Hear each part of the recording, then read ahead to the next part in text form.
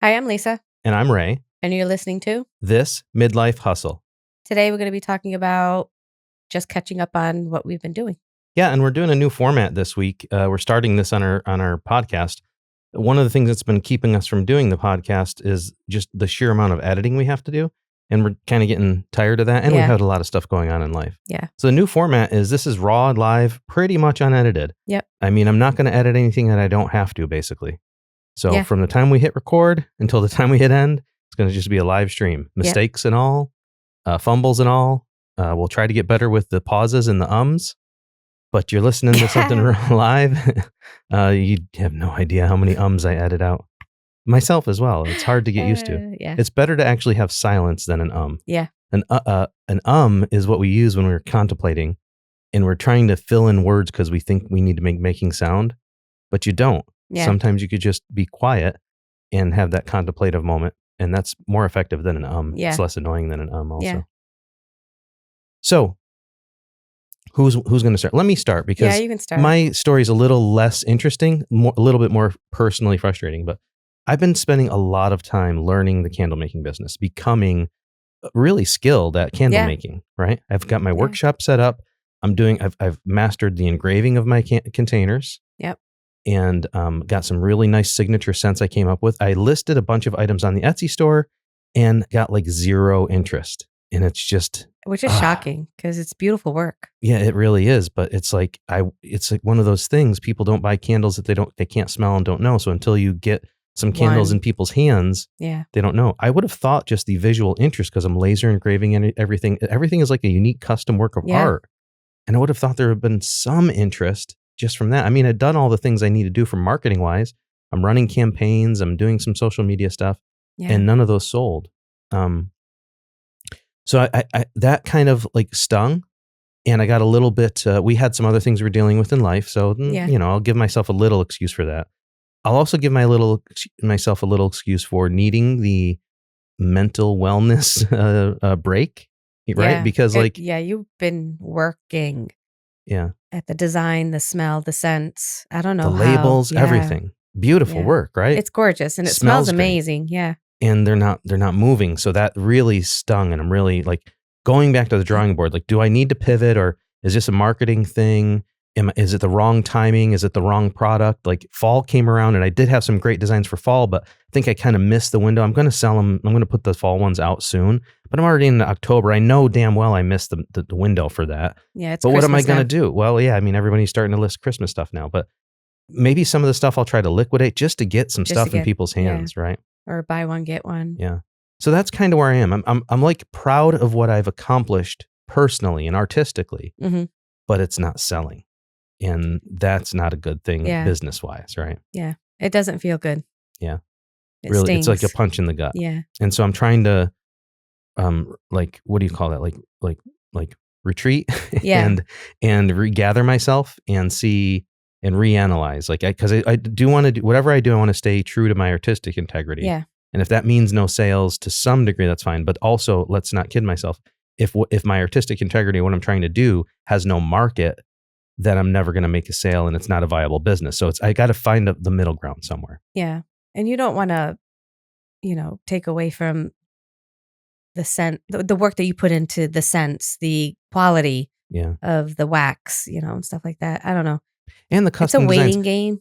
I was thinking about going down I'd really wanted to avoid personalization route because the hours and the frustration with personalization, making sure people spell their names right and get the dates right and yada, yada, yada. And then the number of times where they all think they told you the right thing and they didn't, and you burn the product and do it and deliver it to them. And then it's just, I've been through it before, and it kind of sucks. So, but I did notice there are a bunch of people doing something like what I'm doing, that I think I can compete with, but I don't know if I want to do that yet. I might just do it. Well, just get through the holiday season. Yeah, that's probably good advice. I mean, and then January start like we talked about, like wedding candles, or because that's when everyone's thinking about. Well, that's where I was getting to with the personalization. The wedding candle idea is like there's a bunch of things that are either engagement or wedding related that do seem to sell in the candle space, especially with what I'm doing with custom containers and all that.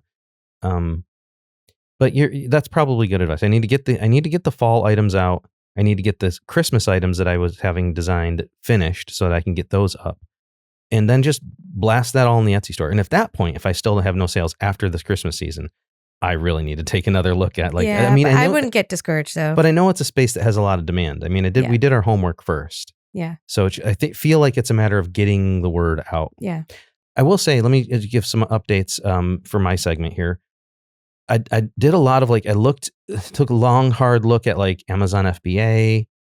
Really, that seems to be going downhill. Like there are more and more fees than ever before, more competition than ever before. Competing for the lowest price. Like that's not what I want to do. I looked at Amazon Handmade. You kind of have to be invited to that. And still there's a lot of competition for the lowest. Like all these things, like the Chinese imports, like Temu and Etsy and Amazon are starting to like flood the market with low quality, low price. Yeah. Right. And certain people are attracted to that because they just want a candle. They don't really, really care. I have clients that buy things from those places, wear it once because it's a one-time. Yeah, it's disposable. Yeah. They know it's not good quality, but they got it at a price that made it worth it. That's not the type of clients and type of products I'm trying to do. I'm trying to do things that are truly artistic quality, that have some, like when the candle's done burning, you still have a nice piece of home decor that's an artistic design that you can use, you know? Yeah. So I will say also, I looked at TikTok Shop and I got excited about that at first, but then I'm just at the wrong part of the market. Like TikTok Shop is now, they redid their shipping policy and promotions. They put a lot of money into that program just to get it off the floor and get people interested in it. But now basically the only people who are like, I don't think handmade items have a place there. It's for these big, massive warehouse fulfilled items that TikTok Shop is going to be best for. Yeah. Because if I like, let's say something did take off, like I wouldn't have the capacity to fulfill demand, right? Right. As a small homemade, home maker, what do you call that? Handmade. Crafter. So I just, and then they're like force you to have shipping at a certain rate, and there's certain things they force you to do in that. And I was like, I just missed the market. There was probably a time that you could have done it and it would have made sense, but like they force you to I think that shipping has to max out at like $7.99. And that's stupid. Like no matter how many, so whether it's 10 items or 2 items, $7.99 is the max shipping. And it's like, and then I got to eat the cost. I really hate this model because it forces the sellers or the manufacturers or retailers to subsidize the cost of the projected maximum sale to everyone. So like if you think, so TikTok's only going to allow you to charge $8, but you know damn well if somebody typically might order 2 or 3 items, it's going to cost me $20 to mail that item, right? So now I've got to subsidize, I got to falsely inflate the price of my item by, in this case, like $12 to make up the $8 that they're going to allow me to charge. And then, so now, excuse me, now I have to charge more for my items. And then if you're somebody who just did want to buy one item, you're paying for that subsidization because I can't like twiddle with the prices across all the different quantities and stuff. Right. So I really hate that model. And the same thing on Etsy. I've been resisting doing the free shipping model for the same reason, because that's what everybody does. I don't know if you guys know this out there, but that's what everybody does. If it's free shipping, they just include it in the price of the product and falsely inflate it for everybody. Yeah. I'd much rather just pay the price of shipping and then give me a good price on the item, you know? Yeah. And then if I buy 4 or 5 of your items, I only have to pay the shipping once. And now I get a good price on the items. It's not falsely inflated. Right. So anyways, that's where I stand. We got a little timer over here to try to keep us in check. I'm about at my 15 minutes. So we want to try to keep these to about 30 minutes. We might go a little bit over here and there. But so let's talk about what you've been up to. Oh my gosh. You've had your own set of stresses. Yeah, I've had stress, lots of stress. So we left off last time. I found the place, loved everybody there, which I do love everybody that I worked with in the salon. But demographically, it was not it. It was not it. Yeah, just the old real estate thing, right? Location. Became evident it wasn't your type of clients that were. No. The amount of arguing I did over pricing. Yeah. The disrespect of them. From clients. Yeah. Them trying to haggle on the price as they're if, used to haircuttery prices, and you're an artist, and they want to pay haircuttery prices for masterful work, and that doesn't work. So I had a really bad Saturday and came home crying. He talked me off the ledge. I need to be talked off the ledge soon. I know, so to speak. And then that was Saturday. Sunday, I kind of sulked around, didn't know. I felt lost for a minute there in my career.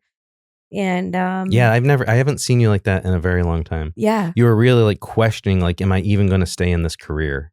Like, yeah. I even said, I think it was a big mistake to sell the salon in Maryland.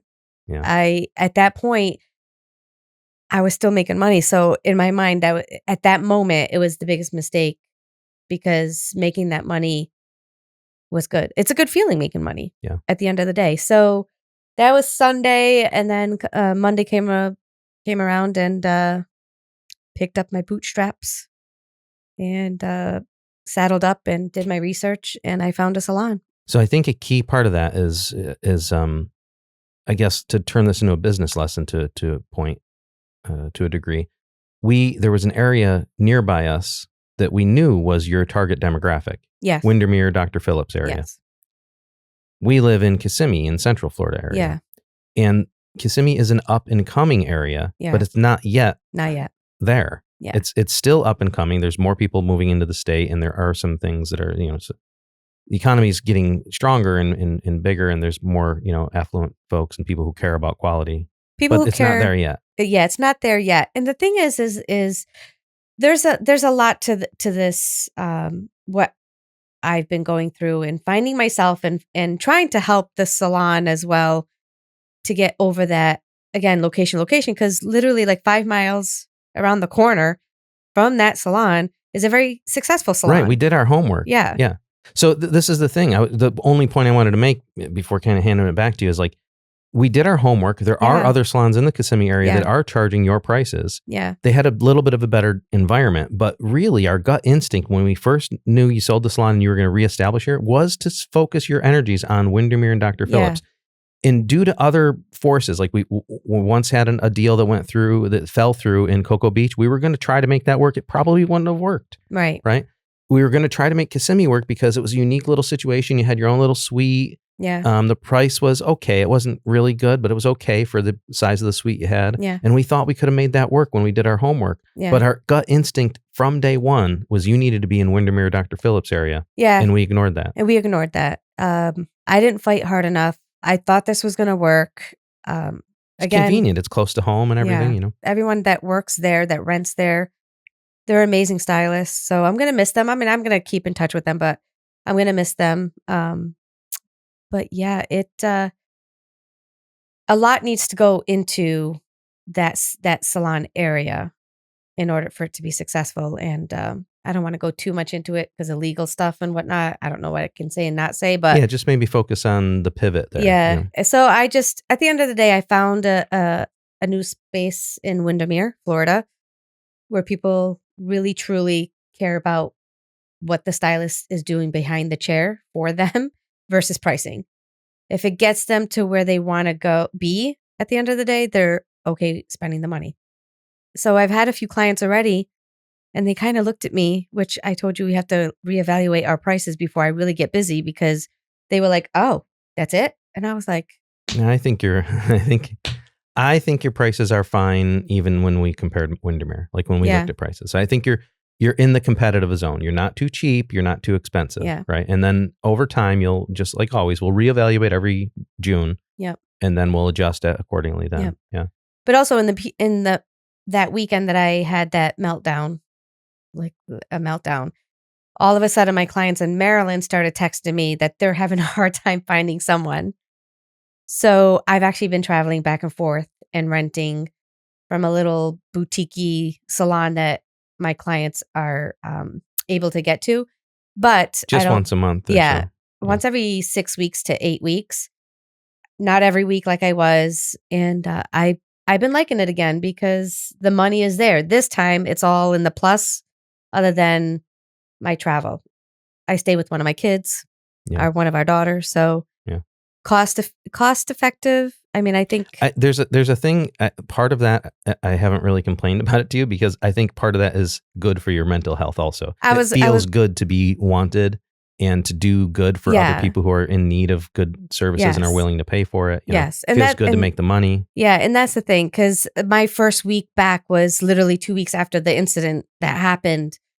And when I say incident, I felt very degraded. I felt like, what am I doing? Like this one client made me second guess my entire future of the way she was treating me. Yeah, and you can't let. And I can't let that happen. So me going back 2 weeks later to Maryland and having those clients completely respect me and say, please come back every 6 to 8 weeks. There's no one like you. That lit a fire under my ass. Like, it literally lit a fire on me that I'm like, okay, I'm good. It's just the people in Kissimmee. Yeah. I mean, again, location. And again, it's not all people in Kissimmee. Like, there are pockets of people who are willing to spend the money on quality, but it's just that, like, this area has a lot more folks that are really looking for price, not quality. I mean, when our cleaning lady said, because she does a lot of houses in our community. Oh, you're going to get yourself in trouble. No. She said to me, she wanted my business cards. So I gave it to her, but I said, oh, before you hand them out, just know that I'm going to be moving to Windermere. She looked at me and said, yeah, I don't know why you started in Kissimmee. There's no money here. Yeah. So, and then she turned around and said, I'm going to give these cards to my people who can afford you, because she cleans houses as well in Windermere, Dr. Phillips and all that. So she even knows the market, and how I missed it. I feel so stupid. Yeah. And I said, you're going to get yourself in trouble. I like when I say stuff like this, it's like, it's nothing against any of these areas that we've evaluated. People are people and they make what they make. The thing is that for you, it's really not worth your time with the skill and the experience you have to offer the services in a market that's not able to pay you for it. Yeah. Right. So it's really like we're saying it from a true business perspective. Yeah. Not like, there's nothing wrong with haircuttery. We used it when we were younger too. That's what were the Fantastic Sam's, Great Clips, those places. Supercuts. Yep. All those places. I mean, they have their place in the world and their need, but like when you get to a certain point in your career and you're like really good at what you do, then you charge more for it, because you are really good at what you do and you're a true artist. You can't, it just doesn't make sense. It's just like you might as well focus on some other career if you couldn't make money doing it the right way. Because I mean, at these other places, you're basically working for minimum wage almost. I mean, you're making somebody else money instead. There's stylists where I just left in Kissimmee that I look at them and their work is amazing, and I'm like, they have no clue. They don't know any better. They don't know any better. Or they're just willing to do it. Like but you're working for minimum wage at that point. Yeah. Why are you doing that? Why are you doing that? When you're skilled, you should be able to charge for your services. Exactly. And these stylists are very, very, very skilled. Yeah. The other thing that shocked me was the clients that I did have and did enjoy my work and appreciated me. I did not think they were going to travel an hour, because this salon is now an hour away on a good day, an hour and 15, an hour and 20 on a bad day. And the salon in Kissimmee was 20 minutes. And I'm getting shocked because they're booking online and going to the new salon. And liking it better.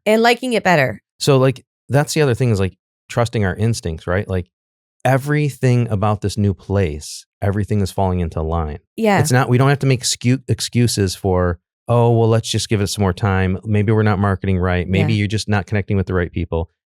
Like, now that you've made this pivot, it seems like every step of the way you're getting positive reinforcement now. You have a salon owner that really appreciates and respects you and is working with you and helpful. Yes. You have a team of other staff. Not that there's anything wrong with the stylists there, but you have a team of stylists at the new place that are have skills all aligned with like your skills. Mine. Yeah. And each of you are better in one particular thing than another, and you can all help each other and lean on each other. Yep. You have an environment where the clients appreciate and are willing to pay for the skill and the quality. That's been a shock to me, because I literally did not think that they were going to follow me. It's like on all cylinders, you're getting positive reinforcement that this is the right decision. That this is the right decision. Yeah. I wish a couple of stylists would come with me. But they're set in their area, and it's hard to move your clientele once you have a book too. And like I said, it's an hour away. But it's just the friendships that I've made that I just have to make sure I stay connected with those stylists. Yeah. Because they're amazing stylists. They are truly amazing stylists. So. Yeah. So you're kind of, in a way, your chapter is restarting yet again. You're in a point where you're excited about the place you found again. Yeah. This is not a suite this time. It's more traditionally renting a booth, a chair. It's a 4 salon chair in the middle of Windermere. It's the cutest, quaint little. It's just amazing. That's all I can say. It's just amazing. The owner's amazing. And you need a place where clients feel welcome and comfortable. Yeah. And in the other place, like your suite was nice and welcome and comfortable. But they would always tell you, what would they tell you? It felt like I was walking through a dungeon to get here or something, right? Yeah. And the certain, it was just not enjoyable for them to walk to my suite. Even though I liked it. And when they got in there, they liked it. But it was just getting there that they complained. Yeah. And how many people did you have, like, you may have had some of these no-shows that kind of like arrived on site and like, oh, this is the building? Like, Probably. Right. Or walked in and then walked back out. Right. Probably. Right. Yeah. So, and the thing is, again, I oversaw. Now thinking back, we were willing to look the other way. Yeah. We put rose-colored glasses on. Me too, because I was helping you do the analysis and thought process, basically. Yep. And we put rose-colored glasses on, hoping for the best. But really, we have to trust our instincts. Yeah. Yeah. But this is hopefully the last chapter, because I really do think that I found my forever home. Your home? Yeah, my home. I really do. I feel comfortable that feeling there. Is nice. Yeah, I feel comfortable there. The owners, like I said, she's amazing. Surprised me with a brand new chair. I mean, there's a difference. The other salon, the owner was not, she's not a stylist. So yeah, and I don't want to talk too much about that, but the one thing that was really that I appreciated was that like when you're doing business with her, it's all standard stuff that we expected. The other person was like, nothing was standard. Everything was crazy, like overcomplicated. It's overcomplicated. And honestly, it's literally comes down to education, learning what being a salon owner. She's never worked behind a chair. She's never been a salon owner before. Yeah. So it's hard to own a salon. It is hard to own one when, you don't cut hair. You're not in this profession. A lot of people out there, because I've worked in other salons as well, sport clips, those owners are not stylists. So to get it through their thick head, oh my God, it was such a fight and battle. And they just, but to their credit, at least the sport clips model, if I recall, when you go into the franchise, is like, they always have a full-time manager on site because they know that the owner's right. Not capable and I was of that full-time manager, yeah. and I was like the middleman. And sometimes you just want to take these people's heads and knock them on the wall, because it's like, you don't get it. We need X, Y, and Z to do our job properly. And there was a little bit of that. And now renting from a salon that the owner is actually behind the chair is amazing. Yeah. And I will never ever do that again. So yeah. So let's so I would think we're both on a path where we're like kind of reevaluating, regrouping, coming back out. Yep. And I'm looking forward to that for you and your career, and for me with this little side business. I really need to refocus on looking at my business strategy. And you're doing the same as part of this new move. We got a bunch of advertising campaigns for you going out. That's all good. I just, in future weeks, we'll pick other topics. I think part of what we were trying to do here originally was trying to just explain our little journey on this midlife hustle. Let's talk briefly. We have a couple minutes left, but one of the things you got me into recently was TikTok. And I am amazed at how much money there is to be made there. And it's a little like a challenge between the two of us to try to figure out who can make some money on the platform first. You are killing me. Crushing it. You have thousands of followers. I have thousands of followers. I just got accepted into the TikTok affiliate program, so I can start, promoting and monetizing on there for products that I believe in. Yeah. And I was proud of a video I posted that got almost 5,000 views. You posted one video and get, what's it up to now? 12,000? 15 now. You son of a... 15,000. All right. Well, I don't know how I'm going to catch you, but I want to be able to have a video. It'll be good, like ladder climbing. Yeah. Try to compete with each other. It's so weird because it's a platform that it's not face to face, but I feel so connected with these people, my followers. A lot of them are from Florida, which is like the strangest thing. And I don't know. I'm enjoying it. So I'm calling that my side hustle. Let's see what I can do by the end of next year with it. But I am reaching out to like certain products and trying to brand with them and stuff like that. So yeah, if you can crack that nut, it could be interesting. It's just, I will say that it's for anybody who hasn't tried it before, even like this, sitting in front of camera, trying to talk to a camera like I'm talking to you personally, but it's just a camera lens I'm looking into. It's hard to get used to at first. And then add to that, trying to be creative. And I've got this ADHD brain where my thoughts kind of race and go all over the place. It's hard sometimes to figure out, like, I want to do something truly unique and original, right? See what other people have done and do something truly unique and original. It's really hard. It is to be creative, just to be creative. Like I'm used to it in the artistic space, but then add to audio visuals and whatever, whether you want to be comedy or informal or even picking a niche. Yeah. It's just so many. It's like overwhelmed with decisions. Right? It is. It can paralyze you. But I've gotten better on camera doing videos for content for TikTok. I think this podcast helped to start, right? To start. It really, really did to start it. But I'm coming out of my shell, and I told him that I now appreciate all his editing that he used to do. Yeah. And now here we come with this new format where I'm like, I'm done editing. I know. And here I am. I'm finally getting that whole editing thing and doing it on my own content. But I'd like to think this wouldn't even be possible if it wasn't for all that work you've been putting in. Yeah. Like originally with the podcast and with what you've been doing on your own. Yeah. Because it is a little bit hard to go raw and live without editing as well. Yeah. Like if you think how we originally started and how much editing I had to do because of the sheer, like the long pauses or the tripping over the tongue, like fine. Yeah. If you do it a little bit, it's fine. Yeah. And you can roll with it and you're authentic and genuine. But if you do it too much, it's actually annoying to the listener or the viewer. Yeah. So I was trying to balance that, and I was doing so much editing. Like we'd finish doing a recording, and like 4 or 6 hours I'd be editing afterwards. Yeah. Like I'm not doing that now. I'm not editing it out to pause. I'm like clipping the beginning, clipping the end, and we're done. I feel like I could kick myself because I've been on TikTok now since COVID, and if I had just taken it seriously, then which I didn't. Listen. Who knew? Who knew? Because back then it was like mainly safety kids. issue. Well, there was a lot. It was younger too. TikTok, TikTok evolving to the Gen X, our generation, and older even, has been a relatively new thing. It's been like the past two years or so. Yeah. But I'm having fun. I'm having fun doing it. I'm having fun creating silly videos, giving advice, cooking videos. But if you want to follow me to try to help me beat my wife, it's Mr. Mighty 93. Mine is Mighty Mite 93. Well, you didn't have to give yours. People are finding you all on their own without any help from this podcast. I know. But I'm Mighty Mite 93, and I'm under. You plugged yourself twice. I'm under Lisa C. Right. So. All right. Well, I think that wraps up this episode. Yeah. And thanks very much for hanging in there with us. Hopefully, you like this new format. If you can help us out, you can like, subscribe, share with other people, and we'll see you again next week. Bye, guys. Have a good weekend.